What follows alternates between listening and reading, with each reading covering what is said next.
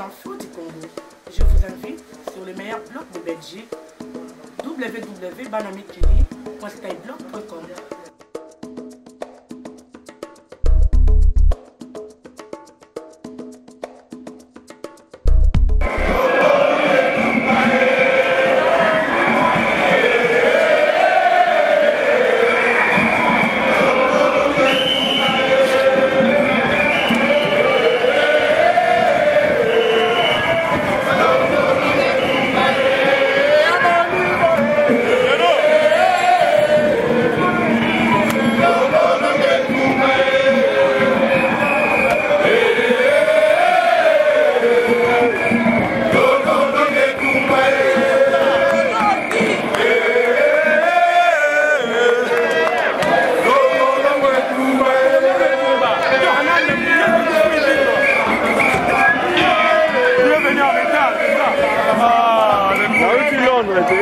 Ah non mais c'est là on récupérait caméra là-haut.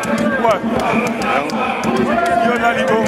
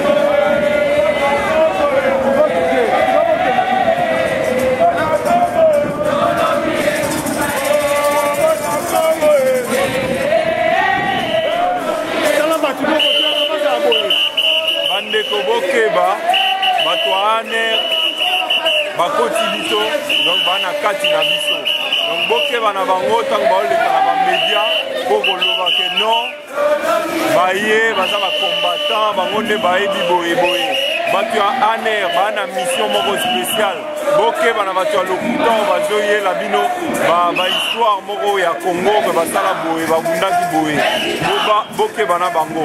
Autre chose bokeba mpe na mbila ya Bruxelles baosala nyonso baobundisa biso baobeta biso kaka po komba esila totika tose découragé donc botika vigilant botika courageux soki mbila beti yo il faut okende koporter plainte na comité pe okotika te babeti yo okotika te basali yo mabe ovanda na palais soki babeti yo oke mbala moko na hôpital oke kosala kokonstate baple bapota nyonso kozala nango na apres fois kozwi yango papier wana oke na comité pe oke na papier ombila bapesaki yo ya arrestation oportele bango plainte eza important toujours koportele bango plainte et puis bomona malgré nyonso bazoloba nyonso baosala biso babrutalité policier bomona ndenge bato bazoya toujours ebele donc bambote mingi na bandeko na biso bao na tiki na Londres bangando le crocodile bambote mingi na Sankara bambote mingi na Albert Mukendi bambote na Barex Kazadi bambote na Curtis na combattants partout dans le monde. Donc l'histoire on a Bruxelles, en Belgique en tout cas toujours continuer toujours lutte, toujours continuer. Les lots c'est peli makasi parce que ma mère basali que marche oyo est réussi. Maman Marie-Paul Malouba yayo. Bon bana Congo comment ka etumba oyo. Donc on l'embaté tout ça na kati ya tournoi. Pour les Belges va comprendre biso. Donc dans chaque province, donc on fait la manif pour te faire comprendre la population belge. Même là on est dans une ligne, dans l'unité de démocratie dans le Congo depuis 50 ans. Maman va faire colonisateur dans biso.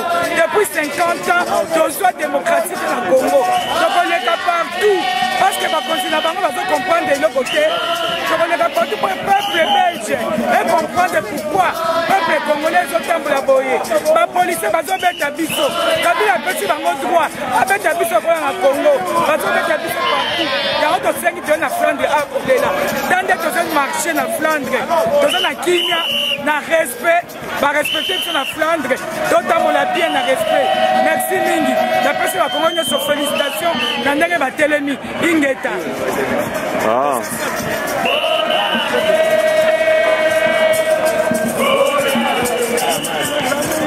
Les grands combattants, nous avons la victoire pour la Congo.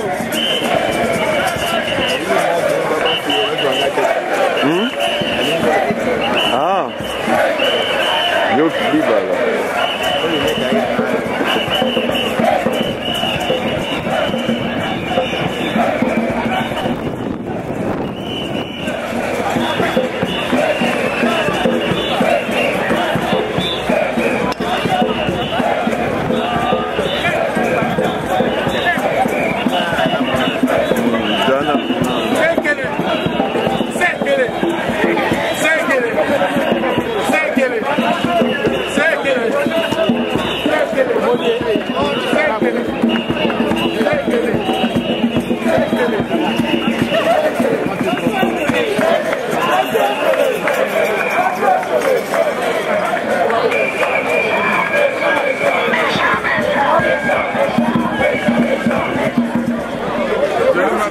Ouais frère, on vous voit ici, on peut savoir connaître l'objectif ou bien le but de la manifestation.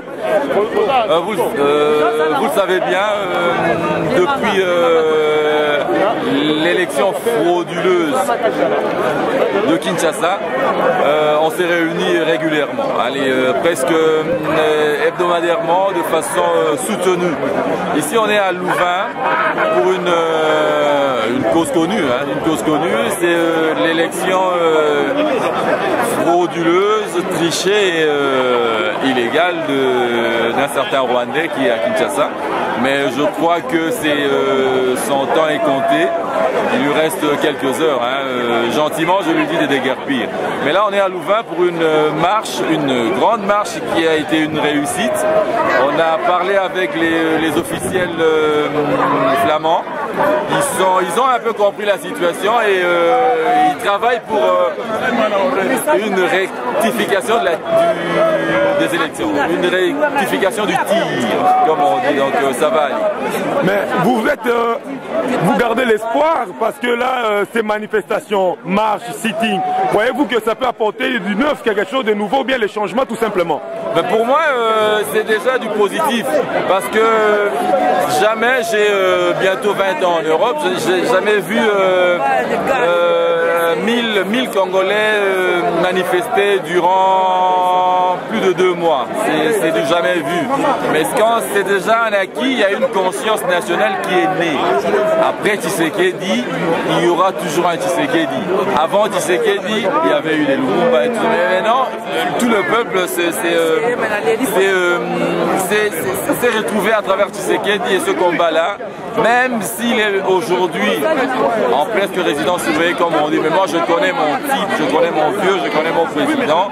Ils se sentent à l'aise dans ce cas-là. Donc, c'est déjà un éveil. Pour moi, c'est un acquis, cet éveil-là. Un éveil national, un éveil congolais. Et maintenant, ça reste un impérium, comme le président l'a dit, pour gouverner le pays. Ça viendra, c'est question de quelques heures. Moi, je suis confiant, c'est déjà un acquis, ça. Mais quelle est votre interprétation? Parlons de l'actualité. Aujourd'hui, samedi à Kinshasa, à l'église Saint-Joseph, il y a eu une grande messe. l'Église catholique a été claire. À partir de lundi, il y a publication des résultats. Quelle est votre analyse là-dessus? Parce que l'Église catholique appelle les gens à la vérité, à défendre la vérité. Ok, mais par rapport à ça, je ne suis pas à Kinshasa, je ferai Kinshasa bientôt. Si l'Église, par quelle voie l'Église catholique l'a-t-il dit? Si c'est par une voie autorisée, mais j'adhère à cette vérité-là. La vérité doit être unique et incontournable. La vérité est que Tshisekedi a été élu. J'étais à Kinshasa lors des élections. Voilà mon doigt. J'ai encore l'encre que je garde jusqu'à présent. Donc Tshisekedi a gagné 60. Et le deuxième même, ça on le dit moins. Le deuxième des élections, les vraies élections, c'est pas Kabila. C'est peut-être le petit Kamere. Donc Kabila ne peut venir qu'en troisième position. D'où le mot hold-up, d'où le mot de tricherie universelle, le grand scandale mondial. Ça on le dit, mais ça va se rétablir. La vérité est têtue, elle va ressurgir. Ça n'a rien à faire. Ok, merci beaucoup. Hein. Merci. Allez, bye bye. Maman Antoto Monio Lisusu, ndenge to mesani, nakati ya manifestation. Tokoyeba encore objectif ya manifestation et puis boza na mboka nini yao. Merci papa misi pona motuna. Awa tozali na Leuven eza ville moko ezali entre Bruxelles na Liège. Toye awa pona kolakisa lisusu ke président azali obele moko. Toza ko soutenir papa Etienne parce que c'est le président du peuple, azali élu na peuple congolais et toli koloba ke balinga te mbula oyo ezali papa Etienne nde muta ko diriger parce que azali président ya peuple. Ye mutu wana oyo a triché. Toli ko yebise ke ya za président ya Sénat, aza président ya Cour suprême ya justice o bacheye. Mais biso za na président obele moko oyo peuple congolais a poni. Ye yo papa Etienne Tshisekedi wa Mulumba. Donc tokoto landa ye toto liboso eza ye na sima eza ye. Balinga te ezaka papa Etienne. Voilà quoi. Mais tomoni pe lisusu papa Christian Ozaliawa tolinto yeba est-ce que va marcher dans l'efficacité? Est-ce que kolongola penda monguna dans la tête à pays? Bon, biso toza na foi. Toyebi que victoire est à côté na biso toko perdre en côté. Élection salami muto a gagné yo wana rozwa pouvoir. Donc pour na biso doute ezate. Tozo célébrer déjà victoire na biso depuis publication ya résultat o biso toza nango. Résultat ya bangote. Donc pour na biso débat ezate. O boko zwa o boko toza na pouvoir. Donc ezate o lobby on toza na pouvoir pour gagner l'élection. Et bon, le peuple, char de combat, le peuple a se soulevé n'engeni. Char de combat, il y a 60 millions de 60 millions d'habitants. Char de combat, il y a terminé 60 millions d'habitants congolais. Char de combat, il y a terminé. Attends, bombe atomique. Chantal, tout le monde, comme d'habitude, combattante. Il y a fait la Ligue de jeunes. Vous avez combat n'engeni. Vous avez dit qu'il y a toté. Papa, il y a parce que tout ça, déjà gagnant. Parce que victoire est à Bisso. Toye et pas flamand, bande qu'on a Bisso, Otobana, la bango banda bokoko. Toye ko ebisa bango que toza la candidat la Bisso, toza la président Bisso car manquant Etienne Tshisekedi wa Mulumba. Donc tout un espoir que souka victoire côté na Bisso. Et ça va le espoir té. Et ça que espoir té. Et ça que toza na victoire na Bisso déjà. Si qu'on est conserver en gros parce que balingi ne ba yiba. Donc on est toza mokili mobimba ba yebi o ya gagner l'élection. Ataba mindele, ataba ba occidentaux, ba américains, ba tous ba yebi o ya gagner l'élection que zali papa Etienne Tshisekedi. Et victoire à la Tozana. Merci ma maman. Merci papa. Moi je veux plus qu'il prend les gens, ils prennent des bijoux. Moi j'aime pas moi. Qu'est-ce que tu veux pour Kabila? J'aimerais qu'il se Rwanda. Qu'il rentre au Rwanda? Oui, ça c'est bien ça. Merci. Merci. Kabila aan de macht is, gaan wij Congolezen vechten. Zolang dat we kunnen leven, zolang dat we kunnen ademen, gaan we blijven vechten totdat Kabila van de troon weggaat. Want wie hoort dat? Tshisekedi! Tshisekedi! Igeta! Igeta! Igeta! Tshisekedi! Kijk! Tshisekedi moet aan de macht. Zolang dat Tshisekedi niet aan de macht zit, gaat Congo niet avanceren. Kabila kan niet avanceren. Kabila kan Congo niet helpen. Hij is ten eerste geen Congolees, hij is een Rwandees. Dat is al één. Hij hoort in Rwanda. Als je nu kijkt, Kabila is president in Congo, maar als je ziet hoe dat Rwanda geavanceerd is met Congo, kun je niet vergelijken, want wie heeft de rijkste grond van de wereld? Congo, dank u wel. Iedereen komt bij ons stelen.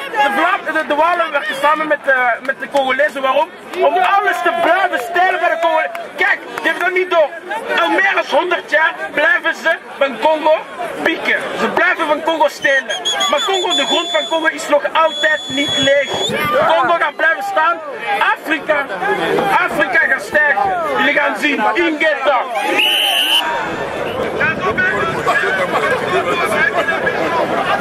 Papa, tomoni yo awa, tokoyeba uti mboka nini?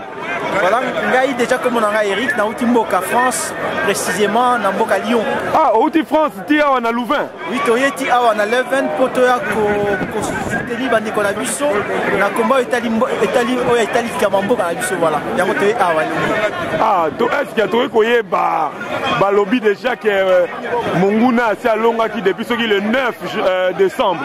Mais tel le ndenge ni eliki ezali kaka ke Etienne Tshisekedi reçoit pouvoir. Tokoyeba espoir wana ezouta. Monguna longité parce que mutalongi etumba ezande président biso son excellence monsieur Etienne Tshisekedi Lumumba. Ye mutalongi alongi a sub élection bana mboka biso sto vota ki ye. Donc lelo Monguna na biso wana akomisuma wakona na maboko na Kinshasa te. Na lelo nde toza boye kuté sika bisika zali ezo bana ngo kututé. Donc alors il a été. Donc makambo ozana eliki ki reproduire film ko positif ma marche na ba sitting to sal. Makambo comment ça il m'a dit kitoko parce que tozo mona sikoyo ndenge za boye tozo mona parti mingi va comment comprendre opinion publique. Donc biso vite va marche biso zali to meka ko yebisa ko sensibiliser opinion ko sensibiliser opinion ya national international ba yeba combat o ya biso. Mais to mona comment pesa ba mbuma. Ko to mona bana mboka na na level to mona mingi va comment comprendre pona nini makambo nini comment ça va na Kinshasa effectivement na Congo. Merci beaucoup papa, na ndenge bouti musika nzamba pambola bino. Merci mingi papa. Tolobi boye. Bato nyonso baza victime ya brutalité policière. Bobanga te awa toza na pays de droit. Donc bila kobeta o pamba boete et puis après yo vandi pe na ndaku na ba pota na ba blessure. Soki mutu abeti yo OK na hôpital, médecin a constaté ba pota asala au certificat médical. Une fois qu'on dit certificat médical, aucun commissariat le plus proche. Au lobby que na ligne ko porter plainte pour un comité P. Bangonde va faire son adresse à comité P. Aucun comité P au porter plainte parce que comité P est la police de police. Et ça donc la police va faire la enquête sur les policiers au Babomaka au Basalaka Mabe. Donc il faut pas qu'on bosse ça, il faut pas qu'on tique en haut, nous avons un pays de droit, nous sommes en la Congo. Donc jamais va qu'on bête au Basala au Mabe au Tiki. Boké va peine à batu, oh bazo infiltré biso baza ebélé. Donc comme il a infiltré ebélé parce que pouvoir wana ba comme il a souka balingi ko panza mouvement na biso ba panza te parce que ça mouvement moko ya Nzambe, les un mouvement révolutionnaire, il y a ba diaspora, les un mouvement moko te o eza na siglo, eza na mokonzi, eza na mokonzité. Donc boké baboza la vigilant, boye ba que to comme infiltré makasi. Bon mona ba misusu ba leki na télévision ba isa makambo to ça qui boye, tout ça qui boye, le moni ndenge ba bomi ba boke bana batwana baza ba service à renseignement. Donc bazo ça la kaka makambo exprès pour balambela biso esprit et puis après ba côté la biso après bazo ya na nini na biso. Donc bo ça la vigilant et ça vraiment important. Bo landa bango te. Il faut même pas que tu bango chance pe temps ba ya ba manifestation. Ba va collabo ba tia aner. Tobi bango to koloba komo na bango te, ba leka na ba émission bazolo bandenge makambo eleka na Congo makambo wana tout yebi yango déjà. Toza na besoin na bango te. mouvement na biso ezo continuer ka ndenge continuer ka ndenge nzambe azo tracer nzela donc tozo landela ka nzela wana.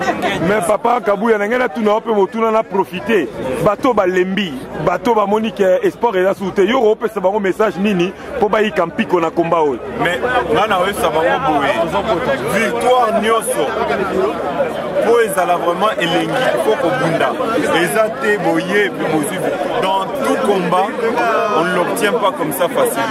Il y a toujours un temps de lutte. Si vous regardez même dans le combat de ségrégation dans les années 60 aux États-Unis, ce n'est pas en 1960 quand ils ont commencé leur marche qu'ils ont eu la victoire. Ça a pris des années. Il y a eu des Black Panthers, il y a eu plusieurs mouvements qui ont été créés, il y a eu des Martin Luther King, il y a eu des Malcolm X, mais pour que le blanc puisse admettre le noir comme son égal, ça a pris des années.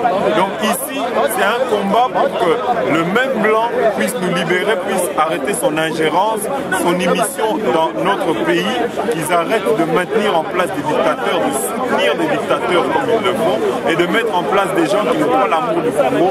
Ça prendra du temps. Dès le moment où toute lutte est vaine quand il n'y a personne qui suit cette lutte.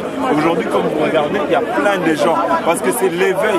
Une fois que l'éveil patriotique s'est fait et qu'elle est en marche, et que vous voyez des gens qui parlent de leur pays, on ne peut plus stopper ce train-là. Ce train-là ira jusqu'au bout, jusqu'à la victoire. Et la victoire, elle est connue. Nous connaissons, nous tous ici, comme nous sommes ici, comme vous voyez, tous ces patriotes, tout le monde sait qui a gagné les élections.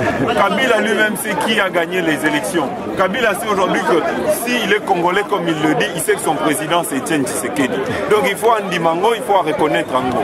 Tout ce qui se passe maintenant, c'est qu'il est en train d'avoir peur, il sait qu'il a l'armée avec lui. Et ce n'est pas avec les armes qu'il va diriger ce peuple. Même ces mercenaires, là, tout ce qu'il a là, à son service, là, tout ce peuple, ils ne pourront pas tuer le peuple indéfiniment. Même au temps de Mobutu, quand à un moment tu tues le peuple, tu vas tuer, mais il y a un moment où tu vas arriver là. Le peuple n'aura plus peur. Aujourd'hui au Congo, le peuple congolais dit tout haut ce qu'il pensait et qu'il n'osait pas le dire. Donc la victoire, elle est proche et elle est certaine. Ce que je dirais, c'est qu'à tous mes frères là, regardez, vous êtes de plus en plus nombreux à rejoindre ce combat. Il ne faut pas arrêter. Il ne faut pas arrêter, il ne faut pas avoir peur des intimidations policières. Il ne faut pas avoir peur, même si on est là, on vous agresse, on vous tape, vous devez porter plainte. Vous devez montrer à la face du monde que ces gens-là vous agressent. Que ces gens-là, même quand vous n'êtes pas violent, ils viennent vous agresser parce qu'ils ont peur de vous. Ils ne vous agressent pas gratuitement, ils vous agressent parce qu'ils ont peur de votre mouvement qui prend l'ampleur, qui devient de plus en plus grand. Donc continuez le combat où que vous soyez. Ma frère Nabiso est à France, ma frère Nabiso est à Suisse, ma frère Nabiso est à Allemagne, ma frère Nabiso est à Londres, ma frère Nabiso est à Canada. Tous en Nabino, continuez pour continuer le combat. Merci. La ligne a ajouté la question posée. Pour la bateau, nous sommes passés à l'EMI. Dans la ligne a l'OBA. Total a bien exemple, il y a le président Nabiso Etienne Tshisekedi. Dans la bandit lutte, ça fait 30 ans. Azala qui arrêté. Après, a eu un problème d'arrestation dans Mobutu, a eu un problème dans Mosé, mais persévérance c'est Ali. Et puis nous devons aussi persévérer. Il faut donner un exemple, madame, où il y a président Nabiso. Attends, aux résultats, les lotés, Bana Nabiso va continuer. Ceux qui Bana Nabiso place va souka, Bana Nabiso va continuer. Si victoire Nabiso et Kozala concrète, donc Simba Yango Boye. Yango ne la ligne Bakissa, merci. Merci maman. Les amis. Tosangani bisono surtout awa lelo ezali na mboka encore ya ba flamand na Leuven po ba bengi Louvain et bisono so awa pour na ko défendre la vérité. Donc ils ont manifestation moko qui à peu près entre 700 et 1000 personnes. Tozala qui est belé penza. Na sepeli po congolais commis ceux qui obsali invitation vendredi, samedi toza plein. Il a déjà une très bonne nouvelle et puis une très bonne chose. Combattant jusqu'à la mort. Ouais, jusqu'à la mort. Il est grand combattant. Il est grand combattant. Donc, il y a un autre lobby que vérité d'Aramoko. Vérité d'Arami Balete, papa Etienne Tshisekedi wa Mulumba a gagné. Nga ina s'adresser mingi na ba maman pe na ba papa o ba lembi. Toza na choix ya kolemba te. Tobosa na histoire comprendre que tant que Pierre a perdu qui foi, a comment il dit dans la main. Ceux qui ont dinda, tu perds des foi. Mais les autres ont la choix. Nous devons garder la foi et la confiance parce que dans le bas que notre combat est un combat divin. Ça veut dire quoi? Que si Dieu est avec nous, qui sera contre nous? Tout mon côté, oh, nous sommes à la contre biso, à fléchir les genoux. Il va partir. Le col à Bangouna na biso va préparer ma char de combat. Biso tozana oya est plus fort que les chars de combat, c'est Dieu. Et s'il est avec nous, rien ne peut nous arriver. Donc, il y a mon azolo balabato balembi, boza ko commettre doublement péché. Oh, il y a Binomoko et puis le peuple congolais. On a besoin de souffrir. On a besoin de liberté. On a besoin de paix. Maï. On a besoin de lipa. On a besoin de salaire. On a besoin de sango et zaka biso bato dans la diaspora. Ko biso dans libre. Dans la facilité à Koloba. Kasi bato dans un pays ba ko Koloba ke soko me Koloba mendaye. Soko lobi boshabaye. Soko lobi bisengima naye. Soko lobi Hippolyte Kalamba tindi po ba bomayo. Mais biso tozali awa, tozana liberté wana. To loba, to benga ba média. To solo la pe mingi na communauté internationale. To lo bandela mindele. Entre biso na biso, Tshisekedi a réussi un travail de géant. Mais ba mindele. Les Européens, bateau bazali awa, neto interpellé bango, to lobela bango, to vanda na institution, poto ebisa bango qui est vérité, babongo la rango mensonge té. Vérité zaka moko Etienne Tshisekedi wa Mulumba. Na sengi na bino banso boyi kampiko, ata le loté, lobby neto kolonga, matondo.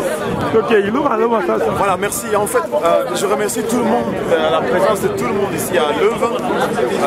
Dans un membre et organisation, il y a marcheur en fait. Quand jeune,